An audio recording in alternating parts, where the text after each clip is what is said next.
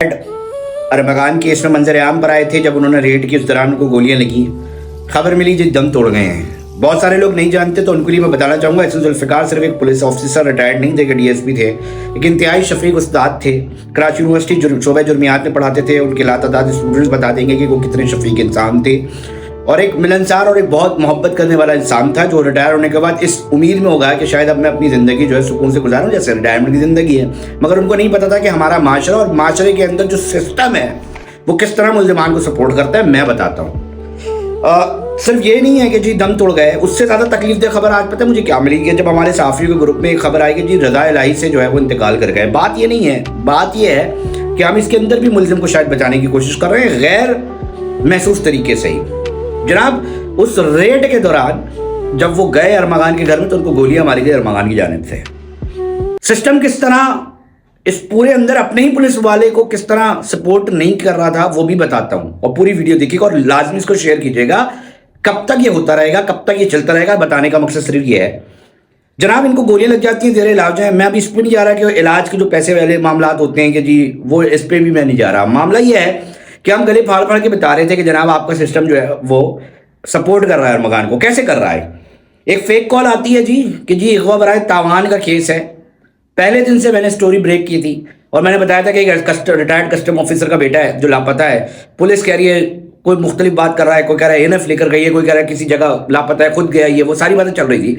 मेरा सिर्फ मुद्दा था कि अगर एफआईआर नहीं हो रही और सारी चीज़ें नहीं हो रही हैं और अगर मिसाल के तौर पर पुलिस की वो एक्टिवनेस नहीं नजर आ रही है, मैं केस से पहले की बात कर रहा हूँ जब सोशल मीडिया पे सिर्फ मुस्तफ़ा आमिर के हवाले से चीज़ें चल रही थी कि जी बच्चा है लापता हो गई है, तो हमने स्टोरी ब्रेक की थी कि कल को कोई वाक़या हो जाता है तो कौन जिम्मेदार होगा। एनएफ वाले तो कह रहे जी हमारे पास बंदा नहीं है, उसके बाद लाश मिली, वो सारी बातें। उसके बाद फिर हमने कहा कि यार ये जो फेक कॉल हुई है गोबरा तवान की नहीं है। उन्होंने कहा यार आपको क्या सबूत? फिर हमने सबूत पेश किए। हमने कहा जी फेक कॉल इसलिए है, फिर बातें सामने साबित हो गई थी। फिर हमने बोला जी एफसीसी के अंदर मौजूद लोग सपोर्ट कर रहे हैं। बोला जी आपके पास क्या सबूत है? फिर हमने सबूत दिए कि उनके चचा खुद एफसीसी में मौजूद थे। उनकी पूरी ऑडियो कॉल मौसूल हुई थी जो अफसरान तक भी पहुंची थी, जिसके अंदर वो फैसिलिटेटर के तौर पे, यानी कि एक डिपार्टमेंट जो तहकीक कर रहा है, तफ्तीश कर रहा है, उसी के अंदर उनके चचा ही बैठे हैं जो फैसिलिटेट कर रहे हैं। उनकी ऑडियो भी सामने आई थी। फिर ये मैं नहीं कह रहा ना, ये तो प्रोसिक्यूटर जनरल से मुंतज़िर मेहदी साहब ने खुद बताया था जी वाइटो से मिला जब अदालत के अंदर। मतलब इतना हीनियस केस के अंदर जहां पर पुलिस के ऊपर गोलियां लगी हैं, आज वो शख्स दम तोड़ गया एसएन जुल्फिकार, पुलिस कस्टडी में देने के बजाय जेसी कर दी गई जी जेसी कर दी गई। उसके बाद मौजूद चीफ जस्टिस साहबान के पास, चीफ जस्टिस साहब के पास भी चीज़ें गई, बहुत सारी चीज़ें हुई बैकग्राउंड में, मैं नहीं जा रहा। मगर मैं ये समझाने की कोशिश कर रहा हूँ कि कब तक ऐसे हीनियस क्राइम के अंदर कि जो वारदात से पहले उसके जो जराइम किस लेवल के थे, वो किस तरह कर रहा था, वो सबके सामने है।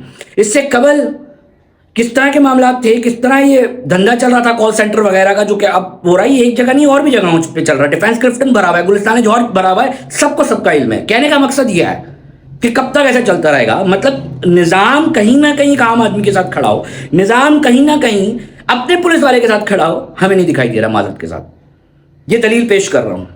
अब सिर्फ रिक्वेस्ट कर रहा हूं, ये हमने दुश्मनियां निपटाई हैं, ये पहला आदमी नहीं होगा जिससे हमने इतनी बड़ी बड़ी दुश्मनियां निपटा रहे। इससे बड़े बड़े लोगों के साथ आवाम को शायद थोड़ा सा रियलाइजेशन हो जाए, शायद वो खड़े हो जाए।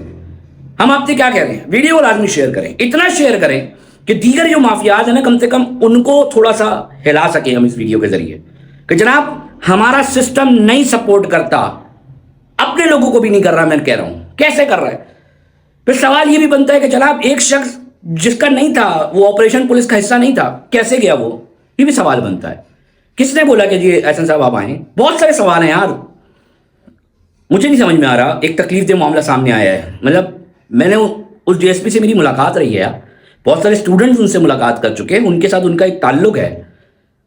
कैसे एक शख्स यार चला गया?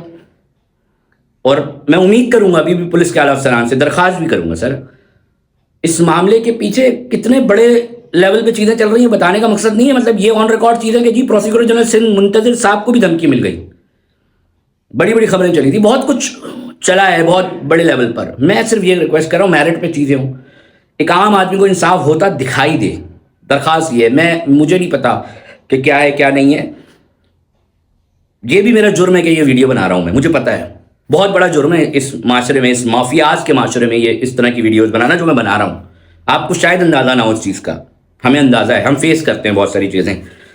ہمیں پتہ ہے کہ ہمارے ساتھ بھی کسی بھی دن کام اتر جائے گا ہمارا. ہمیں پتہ ہے کہ ہمارے ساتھ بھی بہت دشمن ہمارے شہر میں گھوم رہے, شاید ہم نے دیکھے بھی نہیں ہیں وہ دشمن ہمارے بنے میں شہر کے اندر گھوم رہے, اور ہم کس طرح موو کر رہے ہوتے ہیں وہ ہمیں پتہ ہے. درخواست یہ کہ ویڈیو کو لازمی شیئر کیجیے گا, اور احسن ذوالفقار صاحب کے لیے دل سے درخواست ہے کہ ان کی مغفرت کے لیے دعا کیجیے گا, ان کے اہل خانہ کو صبر آئے. اور میں پولیس ڈپارٹمنٹ سے بھی کہوں گا سر, اس کو ایک مثال بنا دیں تاکہ حوصلے ہمارے جوانوں کے نہ ٹوٹیں. حوصلے پولیس کے اندر جو اس طرح کے فرنٹ لائن میں کھڑے ہوتے ہیں نا, ان کے لیے بھی ایک سبق بنا دیں پلیز. صرف یہ درخواست کرنا تھا. ویڈیو کو شیئر کرنا نہ بھولیے گا اور اپنی رائے ضرور دیجیے گا.